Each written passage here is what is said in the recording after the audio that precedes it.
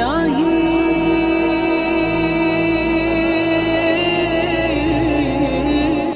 مخالف دلائل۔ چہرے اور کلائیوں تک دونوں ہاتھ چھپانے کے وجوب میں مندرجہ ذیل دلائل کا سہارا لیا گیا ہے۔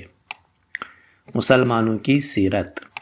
یہ ٹھیک ہے کہ ظاہر آیات اور روایات چہرے اور کلائی تک ہاتھ چھپانے کو ضروری قرار نہیں دیتی، لیکن اس سے انکار بھی نہیں کیا جا سکتا کہ دیندار افراد کی سیرت اس کے برخلاف رہی ہے۔ سیرت کوئی ایسی چیز نہیں ہے کہ جس سے آسانی کے ساتھ چشم پوشی کی جا سکے۔ اگر حقیقتاً مسلمانوں کی سیرت صدر اسلام سے آج تک ایک تسلسل کے ساتھ یہ رہی ہو کہ چہرے اور کلائیوں تک ہاتھوں کو چھپایا جائے، تو یہ ایک واضح دلیل ہوگی کہ مسلمانوں نے اسے جناب رسالت مآب صلی اللہ علیہ وآلہ وسلم اور ائمہ اطہار علیہ السلام سے سیکھا ہے۔ اصطلاحاً کہا جاتا ہے کہ مسلمانوں کی استمراری سیرت رسول اکرم صلی اللہ علیہ وآلہ وسلم کی سیرت طیبہ کی آئینہ دار ہے، اور سیرت پیغمبر یقیناً حجت ہے۔ بہت سے موقعوں پر فقہاء اسلامی احکام ثابت کرنے کے لیے اس طریقے سے استدلال کرتے ہیں جو مسلمانوں میں رائج چلا آ رہا ہے۔ مثلاً داڑھی منڈانے کے متعلق کہتے ہیں کہ اس کے حرام ہونے کی سب سے مضبوط دلیل یہ ہے کہ ہمیشہ سے مسلمانوں کا طریقہ یہ رہا ہے کہ وہ داڑھی نہیں منڈواتے۔ اس پر یہ بحث اٹھی کہ داڑھی نہ منڈانے کا جو طریقہ مسلمانوں میں رائج ہے، اس سے یہ نتیجہ تو نکالا جا سکتا ہے کہ داڑھی رکھنا حرام نہیں ہے، لیکن یہ نتیجہ نہیں نکلتا کہ داڑھی رکھنا واجب ہے، کیونکہ ہو سکتا ہے کہ مستحب یا مباح ہو۔ چہرے اور ہاتھوں کو چھپانے کے بارے میں بھی مسلمانوں کے طریقے سے استدلال کیا گیا ہے۔ اس استدلال کے جواب میں جس تاریخی اور اجتماعی نقطہ پر توجہ دینا ضروری ہے وہ یہ ہے کہ اگرچہ عربوں میں پردہ رائج نہیں تھا اور اسلام نے اسے رواج دیا، تاہم یہ غیر عرب قوموں میں سخت ترین صورت میں رائج تھا۔ قدیم ایران میں یہودیوں اور یہودی افکار کی پیروی کرنے والی قوموں کے درمیان پردہ اسلامی نقطۂ نظر سے کہیں زیادہ سخت اور شدید تھا۔ ان قوموں میں چہرہ اور کلائیوں تک دونوں ہاتھ بھی چھپائے جاتے تھے، بلکہ بعض قوموں میں چہرے اور زیبائش تو درکنار خود عورت کو ہی مردوں کے سامنے نہیں آنے دیا جاتا تھا۔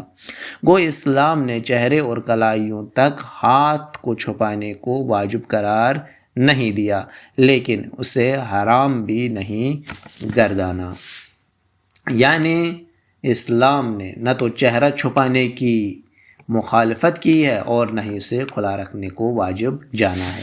چنانچہ وہ غیر عرب قومیں جو مسلمان ہوئیں وہ اپنی دیرینہ روایت پر چلتی رہیں۔ اسلام نے حالت احرام کے علاوہ چہرے کو چھپانے کی کبھی مخالفت نہیں کی، بلکہ جس طرح ہم پہلے عرض کر چکے ہیں کہ چہرے اور کلائیوں تک ہاتھوں کا استثناء محض ایک سہولت اور ایک اجازت ہے۔ اسلام کا اخلاقی رجحان حتی الامکان ستر پوشی کی طرف ہے، لہٰذا اگر بالفرض کوئی ایسی سیرت موجود ہو تو وہ چہرے اور کلائیوں تک دونوں ہاتھوں کے چھپانے کے وجوب کی دلیل نہیں بن سکتی۔ اس کے علاوہ ایسا کوئی طریقہ حضرت رسول صلی اللہ علیہ وآلہ وسلم، اصحاب رسول رضی اللہ تعالی عنہما اور ائمہ اطہار علیہ السلام کے زمانے میں موجود نہیں تھا۔ تاریخ کے جھروکوں سے ہمیں جو نظر آتا ہے وہ یہ ہے کہ قرون اولیٰ کے مسلمانوں کا طرز زندگی اس سے بہت مختلف تھا، جو بعد کی صدیوں میں عربوں کے غیر قوموں سے اختلاط اور خاص کر مشرقی رومی سلطنت اور ایران کی رسوم و عادات سے اثر پذیر ہونے کے بعد وجود میں آیا۔ یہاں تک کہ بعض مغربی مورخین کو جو اسلامی تعلیمات سے صحیح آگاہی نہیں رکھتے تھے، یہ غلط فہمی پیدا ہوئی کہ بنیادی طور پر اسلام نے عورت کے پردے کے بارے میں کوئی حکم نہیں دیا، اور اس سلسلے میں رائج تمام رسوم دنیا اسلام میں باہر سے آئی ہیں۔ ہم اس کتاب کی شروعات میں ان مغربی مورخین کے اقوال نقل کر چکے ہیں۔ یہ ضرور ہے کہ جیسا کہ ہم پہلے کہہ چکے ہیں، ان مغربی مورخین کے خیالات بالکل لغو ہیں، بالکل غلط ہیں۔ اسلام نے عورت کو بدن ڈھانپنے کے بارے میں تاکیدی احکام دیے ہیں اور اس بارے میں ایک خاص فلسفہ ہے۔ بس اولاً تو مسلمانوں میں اس طرح کی عادت جاریہ کا کوئی وجود ہی نہیں رہا ہے، اور بالفرض اگر ایسی سیرت مسلمانوں کے درمیان رہی بھی ہے تو ہمیں یہ دیکھنا ہے کہ ائمہ معصومین علیہ السلام کا عمل کیا تھا، کیا یہ طریقہ ان کی سیرت سے ہم آہنگ ہے؟ حالانکہ یہ صورت نہیں ہے، بلکہ بعض متذکرہ روایات سے یہ بات سامنے آتی ہے کہ معصومین علیہ السلام کا عمل بھی موجودہ صدی کے مسلمانوں کے طرز عمل سے مختلف تھا۔ مسلمانوں کی سیرت سے تمسک کے لیے ایک گہرے تاریخی جائزے کی ضرورت ہے۔ قوموں کے کردار اور عمل میں ہزاروں تدریجی تغیرات رونما ہوتے ہیں، لیکن چونکہ یہ کسی جوش و خروش کے حامل نہیں ہوتے، اس لیے تاریخ انہیں اپنے دامن میں نہیں لیتی اور ان کے بارے میں سکوت اختیار کرتی ہے۔ مردانہ لباس کی وضع میں موجود صدیوں میں اتنی تبدیلیاں ہوئی ہیں کہ ان کا شمار مشکل ہے۔ سیرت مسلمین کے مطالعے کے بعد اب ہم اسے سیرت نبوی سے ماخوذ نہیں کہہ سکتے اور یہ ہمارے لیے حجت نہیں ہو سکتی۔ اس کے لیے علاوہ اگر ہمارے لیے یہ سیرت اور یہ روش جناب رسالت محمد صلی اللہ علیہ وآلہ وسلم کے دور سے ثابت بھی ہو جائے تو بھی یہ چہرہ چھپانے کے وجوب پر نہیں بلکہ صرف اس کے جواز پر دلیل ہوگی۔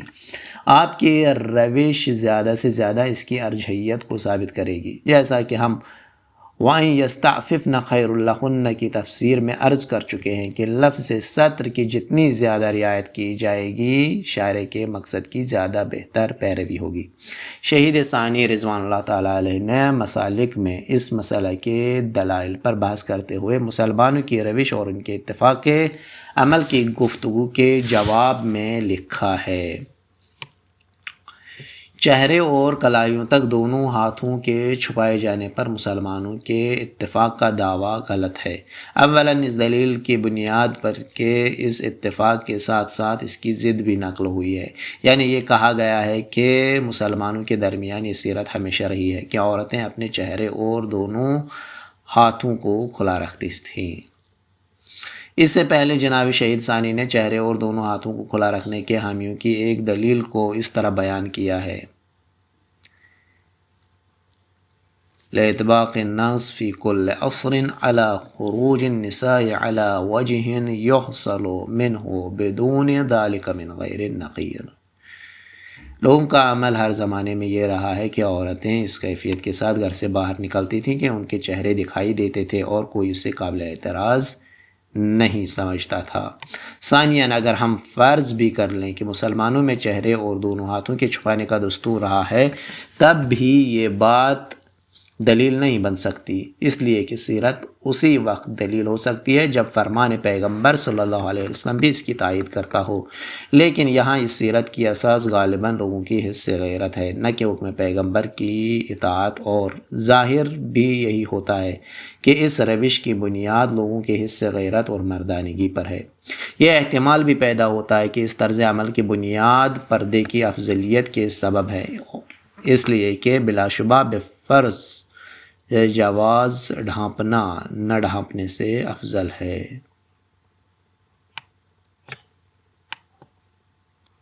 حقیقی اساس: چہرے اور ہاتھوں کو چھپانے کی ضرورت پر دوسری دلیل میلاک کی بنیاد پر استوار کی گئی ہے، یعنی اس فلسفے پر کہ جو تمام بدن کو ڈھانپنے کا قائل ہے وہ چہرے اور دونوں ہاتھوں کے چھپانے کو ضروری قرار دیتا ہے۔ کیا بدن کے تمام حصوں کو چھپانے کا سبب ان کی فتنہ انگیزی کے سوا کچھ اور ہے؟ چہرے کا حسن اور اس کی فتنہ انگیزی بدن کے دوسرے حصوں سے کم نہیں بلکہ زیادہ ہے، لہٰذا یہ بات قرین عقل نہیں کہ مثلاً بالوں کا ڈھانپنا ان کی زیبائش اور فتنہ انگیزی کے سبب واجب ہو اور مرکز حسن ہونے کے باوجود بھی چہرے کا چھپانا واجب نہ ہو۔ دین اسلام ہر اس چیز پر پابندی عائد کرتا ہے جو پاک دامنی کو ضائع کرنے اور ترغیب الشہوات کا باعث ہو۔ کیا اس اصل اساس کی موجودگی میں یہ ممکن ہے کہ چہرے اور ہاتھوں کا چھپانا ضروری نہ سمجھا جائے؟ اس استدلال کے جواب میں ہماری گزارش یہ ہے کہ بے شک چہرے اور ہاتھوں کا استثناء اس لیے نہیں ہے کہ اس میں وہ فلسفہ موجود نہیں جو پردے کی اصل اساس ہے، بلکہ جیسا کہ ہم پہلے عرض کر چکے ہیں اور قدیم مفسرین کے حوالے سے بھی نقل کر چکے ہیں، اس استثناء کا سبب یہ ہے کہ اگر چہرے اور ہاتھوں کا چھپانا واجب قرار دیا جاتا تو عورت بالکل مفلوج ہو جاتی، روزمرہ کے امور کی انجام دہی اس کے لیے ممکن نہ رہتی اور کام کرنے کے مواقع اسے سلب ہو جاتے۔ جیسا کہ ہم نے پہلے بھی کہا ہے کہ چہرے اور ہاتھوں کا چھپانا عورت کے گھر میں قید رہنے اور قید نہ رہنے کے درمیان حد فاصل ہے۔ اس شک کا اضافہ کرنے یا حذف کرنے سے پردے کا مفہوم اور اس کا اثر بالکل بدل جاتا ہے۔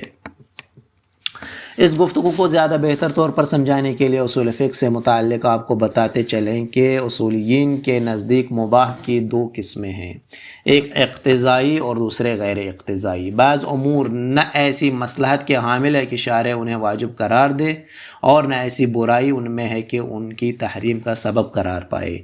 ایسے امور چونکہ وجوب یا حرمت سے متعلق کسی بنیاد پر استوار نہیں ہے، اس لیے مباح سمجھے جاتے ہیں اور اسی لیے انہیں مباح غیر اقتضائی کہا جاتا ہے۔ شاید بیشتر مباحات اسی نوعیت سے متعلق ہوں، لیکن بعض دیگر امور کے مباح ہونے کا سبب وہ حکمت ہے جو ایسی چھوٹ کے لیے ضروری ہوتی ہے، یعنی اگر شارع اس امر کو مباح قرار نہ دے تو اس سے کوئی مشکل پیدا ہو جاتی ہے۔ اس طرح کے مباحات کو مباح اقتضائی کہا جاتا ہے۔ اس طرح کے مباح میں اس کے کرنے یا نہ کرنے سے متعلق ممکن ہے کوئی مصلحت یا برائی موجود ہو، لیکن شارع کے پیش نظر اہم مصلحت ہوتی ہے۔ وہ مباحات جو کسی حرج کے سبب مباح قرار دیے گئے ہیں اسی نوعیت کے ہیں۔ شارع کے پیش نظر یہ بات ہے کہ اگر وہ لوگوں کو بعض امور سے روکنا چاہیں تو زندگی ان کے لیے اجیرن ہو جائے گی، لہٰذا انہوں نے اس کی تحریم سے صرف نظر کیا ہے۔ اس کی بہترین مثال طلاق کا مسئلہ ہے۔ اس میں تو کوئی شک نہیں ہے کہ اسلام طلاق کو پسندیدگی کے نگاہ سے نہیں دیکھتا، یہاں تک کہ اسے بدترین مباح اور ابغض الحلال کہا گیا ہے، لیکن اس کے باوجود شارع مقدس نے اسے حرام نہیں کیا بلکہ مرد کو اپنی عورت کو طلاق دینے کا اختیار دیا ہے۔ یہاں سوال یہ پیدا ہوتا ہے کہ اگر یہ عمل شارع کی نظر میں ناپسندیدہ ہے تو پھر انہوں نے اسے حلال کیوں قرار دیا، اور اگر ناپسندیدہ نہیں تو پھر اس کی اتنی مذمت کیوں کی گئی ہے؟ اور بنیادی طور پر ابغض الحلال کسے کہتے ہیں؟ محدثین روایت کرتے ہیں کہ حضرت ابو ایوب انصاری رضی اللہ عنہ اپنی زوجہ ام ایوب کو طلاق دینا چاہتے تھے۔ پیغمبر اکرم صلی اللہ علیہ وسلم کو اس کی خبر ہوئی تو آپ نے فرمایا ان طلاق ام ایوب لغوب، یعنی ام ایوب کو طلاق دینا بڑا گناہ ہے۔ یعنی لیکن اگر ابو ایوب اپنی زوجہ کو طلاق دے دیتے تو رسول اللہ صلی اللہ علیہ وسلم ہرگز یہ نہ فرماتے کہ طلاق باطل ہے۔ اس مفہوم کا راز کیا ہے؟ کیا یہ ممکن ہے کہ کوئی شے حرام کی حد تک اور بہت سے حرام امور سے زیادہ ناپسندیدہ ہو لیکن کسی خاص مصلحت کی بنا پر حرام نہ ہو؟ طلاق کے بارے میں اس مسئلہ کا راز یہ ہے کہ اسلام یہ نہیں چاہتا کہ جبر اور زبردستی کو شادی کی بنیاد قرار دے۔ مرد کے لیے ضروری ہے کہ وہ اپنی زوجہ کو دل سے چاہے اور عورت ایک محبوب کی طرح گھر میں رہے، یعنی گھریلو زندگی کی اساس محبت ہے۔ عشق و محبت میں زور اور زبردستی نہیں۔ یہ درست نہیں کہ قانون عورت کو زبردستی مرد سے منسلک کر دے۔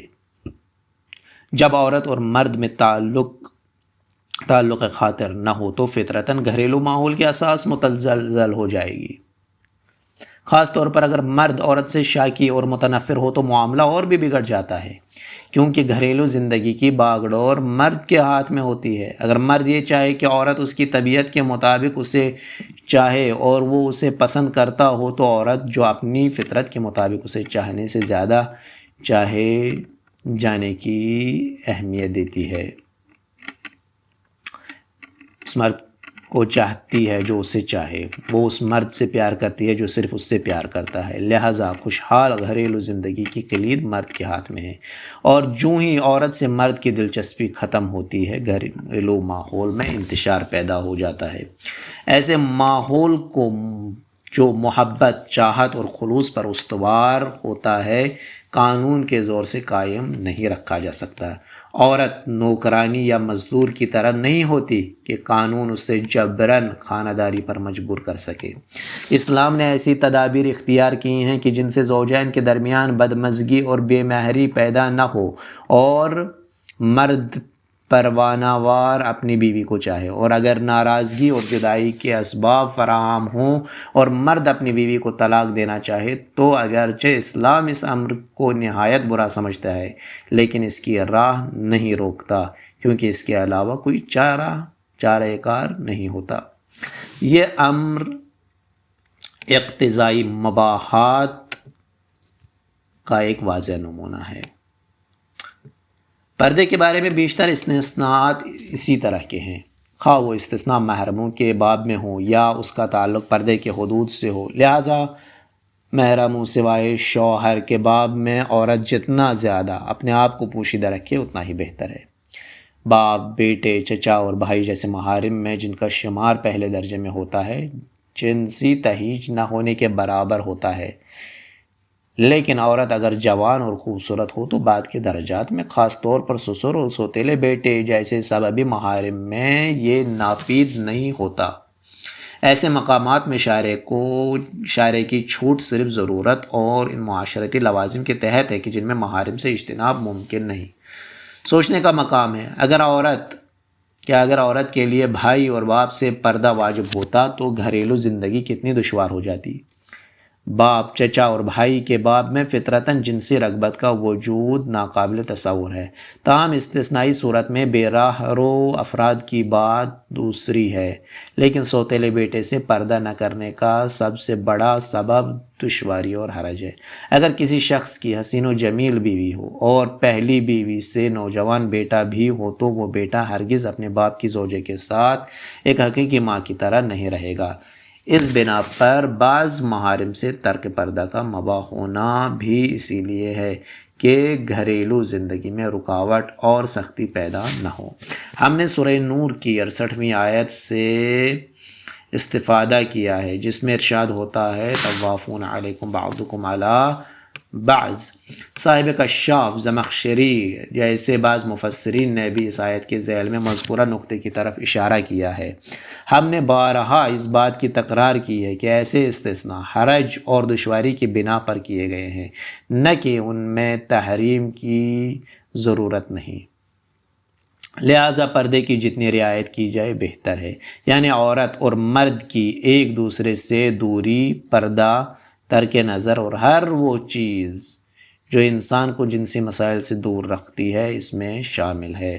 تا حد امکان ان تمام چیزوں کی رعایت ضروری ہے۔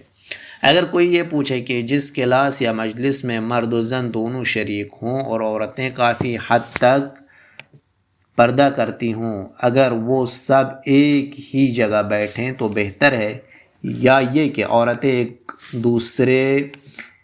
ایک دوسری طرح بیٹھیں، تو اس کا جواب یہ ہے کہ بہرحال ان کا الگ الگ بیٹھنا بہتر ہے۔ کلیتاً اصل ضرورت پر نظر رکھنی چاہیے، کہیں ایسا نہ ہو کہ شرعی رخصت کو بہانہ بنا کر اجنبی مرد اور عورتیں حجاب سے دستبردار ہو جائیں اور آپس کی ملاقاتوں کے برے نتائج کو بھلا بیٹھیں۔ کوئی خواہش جنسی قوت کی طرح سرکش اور حساس نہیں ہے۔ اجنبی عورت اور مرد کو اس حد تک ایک دوسرے سے دور رکھنے کی اسلامی کوشش کہ جہاں کوئی خرابی پیدا نہ ہو نفسیاتی پہلو کی حامل ہے، اور علم نفسیات 100% اس مسئلے کی تائید کرتا ہے۔ تاریخ اور حکایات بھی اس امر کی تصدیق کرتی ہیں کہ کبھی ایک ملاقات یا نگاہوں کا ایک ٹکراؤ لمحے بھر میں بسے بسائے گھر کو تباہ کر دیتا ہے۔ تمام گناہوں کے مقابل ایمان اور تقوی پر بھروسہ کیا جا سکتا ہے، لیکن اسلام تقوی اور ایمان کو ایک مضبوط ترین اخلاقی قوت ہونے کے باوجود جنسی تحریکات سے بچنے کے لیے ناکافی زمانہ تصور کرتا ہے۔ اسی مطلب کو حافظ شیرازی نے اپنی مشہور غزل میں جس کا مطلب ہے نقد خارا بود آیا که یاری گیرند تا همه صومعه داران پیکاری گیرند. کتنے عمدہ اور لطیف پیرائے میں بیان کیا ہے. فرماتے ہیں قوت بازوئی پرہیز به خوبان مفروش کہ در این خیل حصاری به سواری گیرند. ایک اور روایت، جو لوگ چہرے اور ہاتھوں کے چھپانے کو ضروری سمجھتے ہیں ان کی تیسری دلیل وہ روایت ہے جو حدیث کی کتابوں میں آئی ہے اور جسے شہید ثانی نے بھی اپنی کتاب مسالک میں استدلال کیا ہے، لیکن بعد میں اس پر تنقید بھی کی ہے. روایت کا مضمون یہ ہے: حجۃ الوداع کے موقع پر ایک عورت کوئی مسئلہ پوچھنے رسول اللہ صلی اللہ علیہ وسلم کی خدمت میں حاضر ہوئی. اس وقت فضل بن عباس رسول اللہ صلی اللہ علیہ وسلم کے پیچھے سواری پر تھے. اس عورت اور فضل کی نگاہیں دو چار ہوئیں. رسول اللہ صلی اللہ علیہ وسلم نے محسوس کیا کہ وہ دونوں ایک دوسرے کو گھور رہے ہیں. عورت کی ساری توجہ اپنے جواب کی طرف ہونے کے بجائے فضل کی طرف ہے جو ایک خوبصورت جوان تھے. رسول اللہ صلی اللہ علیہ وسلم نے اپنے ہاتھ سے فضل کے چہرے کا رخ دوسری طرف موڑ دیا اور فرمایا: عورت بھی جوان، مرد بھی جوان، ڈرتا ہوں کہ کہیں ان دونوں کے درمیان میں شیطان نہ گھس آئے. جناب شہید ثانی رحمۃ اللہ علیہ اس استدلال کے جواب میں فرماتے ہیں: یہ روایت چہرے کو چھپانے کے وجوب اور حرمت نگاہ پر دلیل نہیں بلکہ اس کے عدم وجوب پر دلیل ہے. اس کے علاوہ اس میں اجنبی چہرے پر نگاہ ڈالنے کا جواز بھی پایا جاتا ہے. ہم جناب شہید ثانی رحمۃ اللہ علیہ کے بیان کی توضیح اس طرح کرتے ہیں. سب سے پہلے یہ کہ اس حدیث کے مطابق رسول اکرم صلی اللہ علیہ وآلہ وسلم نے عورت کو اپنا چہرہ کھلا رکھنے سے باز نہیں رکھا کہ جس کے سبب یہ واقعہ پیش آیا. اس کے بعد خود جناب رسول اکرم صلی اللہ علیہ وسلم مسئلے کا جواب دیتے ہوئے اس عورت کا چہرہ دیکھتے رہے. تیسرے یہ کہ اس واقعے سے مستفاد ہوتا ہے کہ ان دونوں عورت اور فضل بن عباس کی نگاہیں شہوت آلود تھیں. بے شک اس قسم کی نگاہوں کا تبادلہ حرام ہے، اسی لیے رسول اللہ صلی اللہ علیہ وسلم نے فضل کے چہرے کو دوسری طرف پھیر دیا تھا. چوتھے یہ کہ اس واقعے کے بعد بھی آپ نے اس عورت کو چہرہ چھپانے کے لیے نہیں فرمایا بلکہ ان دونوں کو شہوت آلود نگاہوں سے عملاً روکا. شیخ انصاری رحمۃ اللہ علیہ نے بھی رسالہ نکاح میں اس حدیث کو ان افراد کی طرف سے نقل کیا ہے جو چہرہ چھپانے کے وجوب اور حرمت نگاہ کے حامی ہیں. آپ نے فرمایا یہ حدیث زیادہ تر ان کے دعووں کے برخلاف دلیل فراہم کرتی ہے. طلب رشتہ. جو لوگ چہرہ چھپانا واجب سمجھتے ہیں ان کی ایک اور دلیل یہ ہے کہ جو شخص نکاح کرنا چاہتا ہے اسے اجازت دی گئی ہے کہ جس عورت سے نکاح کا قصد ہو اس کے چہرے کو دیکھ سکتا ہے. اس کا مطلب یہ ہے کہ جو شخص شادی کا قصد نہ رکھتا ہو اس کے لیے چہرے کو دیکھنا جائز نہیں. اب ہم اس باب کی چند روایت کا تذکرہ کرتے ہیں. ابو ہریرہ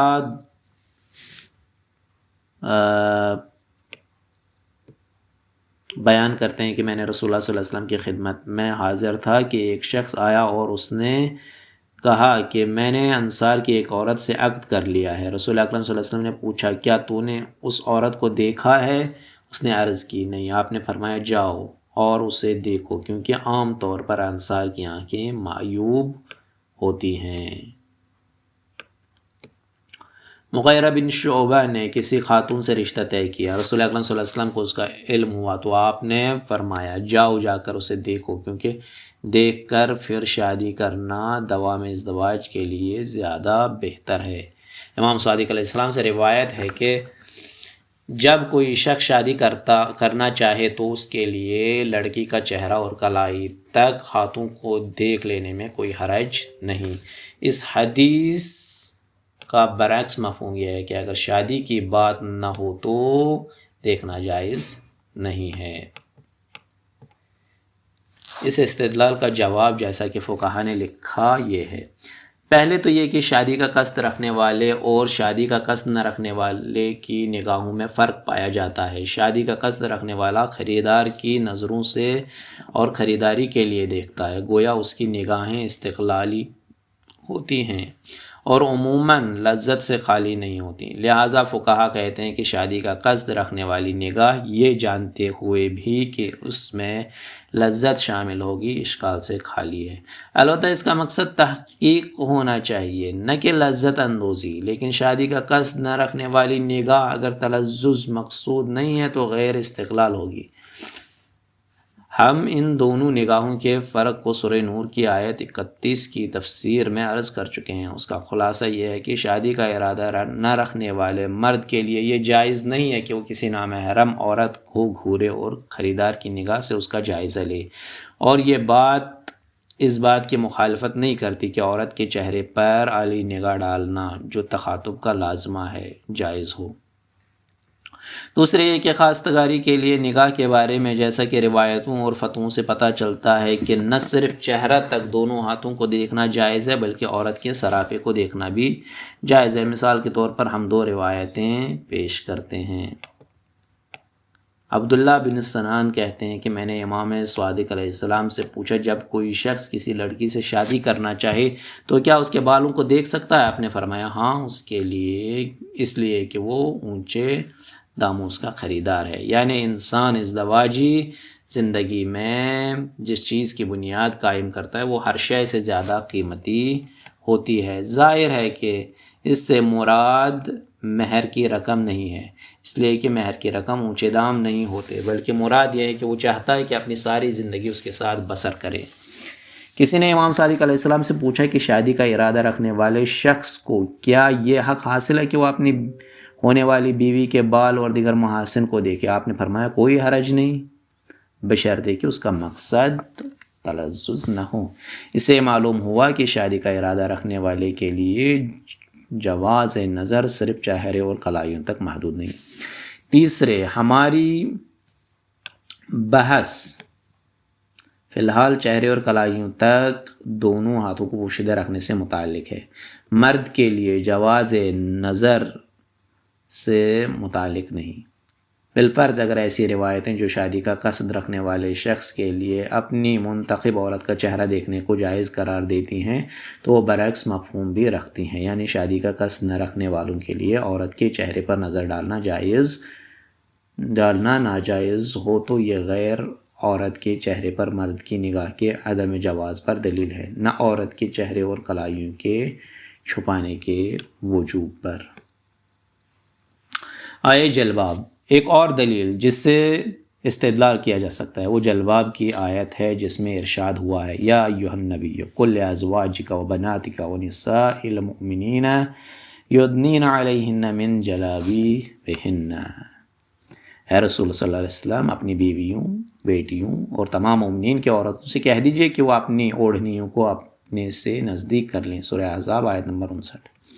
یہ استدلال اس بات پر مبنی ہے کہ اپنی اوڑھنیوں کو اپنے نزدیک کر لیں کا جملہ اس بات کی طرف کنایہ ہو سکتا ہے کہ وہ اپنی اوڑھنیوں سے اپنے چہرے چھپا لیں، جیسا کہ زمخشری نے کشاف میں اور فیض نے صافی میں اس کی تفسیر کی ہے، لیکن ہم تحفظ عصمت کے ذیل میں یہ ثابت کر چکے ہیں کہ یہ تفسیر بے بنیاد ہے، اور ہم نے وہاں صاحب تفسیر المیزان علامہ طباطبائی رحمۃ اللہ علیہ کی طرح کے دیگر مفسرین کی تائید کی ہے۔ جہاں تک مجھے یاد پڑتا ہے کسی فقیہ نے وجوب ستر کے دلائل میں اس آیت سے استفادہ نہیں کیا ہے۔ اجتماعات میں عورت کی شرکت، ہم نے موافق اور مخالف دلائل کو جہاں تک ضروری تھا بیان کر دیا، جس سے 2 باتیں سامنے آئیں۔ پہلی بات یہ کہ ہم نے اسلام نے پاک دامنی کی بھرپور تاکید کی ہے، نیز کان، آنکھ اور ہاتھ سے مرد و زن کے تلذذ اور ناجائز جنسی تعلقات پر قدغن لگائی ہے، کیونکہ وہ یہ نہیں چاہتا کہ کسی بھی عنوان سے عورت پر کوئی آنچ آئے۔ لیکن آج کی دنیا نے ان غیر معمولی انسانی اقدار سے صرف نظر کر رکھا ہے۔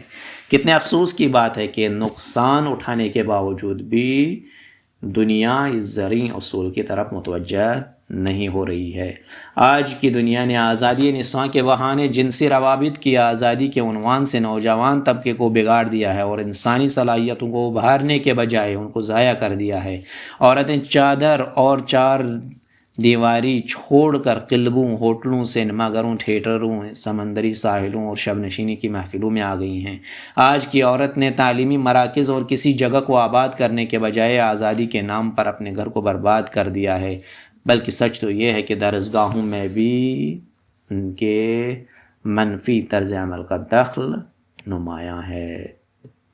اس بے راہ روی اور اخلاقی بندشوں سے بے توجہی نے نوجوان نسل کی تعلیمی ترقی کی راہیں مسدود کر دی ہیں۔ نوجوان کالج اور یونیورسٹیوں سے دوری اختیار کر رہے ہیں۔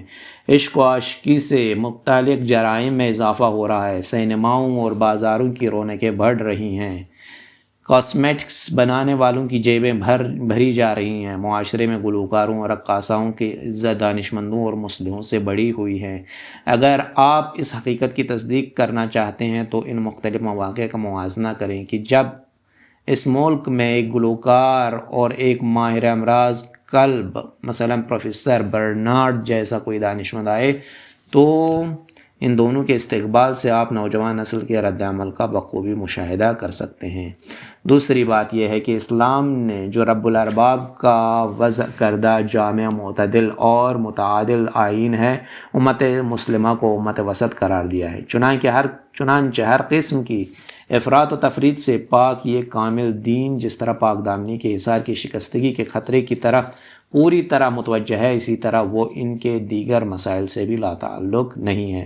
چنانچہ وہ عورتوں کو ان اجتماعات میں شریک ہونے سے منع نہیں کرتا جن میں وہ فساد کی طرف مائل نہیں ہوتی، بلکہ بعض اجتماعات میں تو ان کی شرکت کو واجب قرار دیتا ہے، مثلا حج جو مرد و زن پر یکساں واجب ہے، حتیٰ کہ شوہر کو بھی اسے منع کرنے کا حق نہیں، اور بعض مقامات میں رخصت پر اکتفا کی گئی ہے۔ جیسا کہ ہم جانتے ہیں کہ عورت پر جہاد واجب نہیں ہے، مگر ان حالات میں جب مسلمانوں کی بستی یا علاقہ دشمن کی زد پر آ جائے اور سوائے دفاع کے کوئی چارہ نہ رہے تو ایسی صورت میں فقہا کا فتویٰ ہے کہ عورتوں پر بھی جہاد واجب ہو جاتا ہے، لیکن اگر ایسی صورت نہ ہو تو جہاد واجب نہیں ہوگا۔ تاہم رسول خدا صلی اللہ علیہ وسلم نے بعض عورتوں کو اجازت دی تھی کہ وہ جنگوں میں زخمیوں کی دیکھ بھال کریں۔ تاریخ اسلام میں اس نوع کے واقعات بہت ہیں۔ عورتوں پر نماز جمعہ میں شرکت واجب نہیں ہے، مگر موقع پر حاضر ہونے کی صورت میں ان پر اس میں شرکت واجب ہو جاتی ہے۔ اسی طرح نماز عیدین میں عورتوں کی شرکت واجب نہیں ہے، لیکن ان کی شرکت ممنوع بھی نہیں ہے۔ تاہم حسین و جمیل عورتوں کے لیے شرکت کرنا مکروہ ہے۔ رسول اکرم صلی اللہ علیہ وآلہ وسلم قرعہ اندازی کے ذریعے اپنی ازواج میں سے کسی ایک کو اپنے ہمراہ سفر پر لے جایا کرتے تھے، اور بعض صحابہ کا عمل بھی یہی تھا۔ رسول اللہ صلی اللہ علیہ وسلم نے عورتوں سے بیعت لی مگر ان کے ساتھ مصافحہ نہیں کیا۔ آپ پانی کا برتن لانے کا حکم فرماتے اور اپنا دست مبارک اس میں ڈال کر عورتوں کو بھی اس میں ہاتھ ڈالنے کا حکم فرماتے، اور اسی عمل کو عورتوں کی بیعت سے تعبیر فرمایا۔ ام المومنین بی بی عائشہ کہتی ہیں کہ رسول اللہ صلی اللہ علیہ وسلم نے ساری عمر اپنے دست مبارک سے کبھی کسی غیر عورت کے ہاتھوں کو نہیں چھوا۔ آپ نے کبھی عورتوں کو تشییع جنازہ سے منع نہیں کیا، اگرچہ اسے ضروری بھی نہیں جانا۔ البتہ آپ نے اس بات کو زیادہ ترجیح دی کہ عورتیں جنازہ میں شرکت نہ کریں۔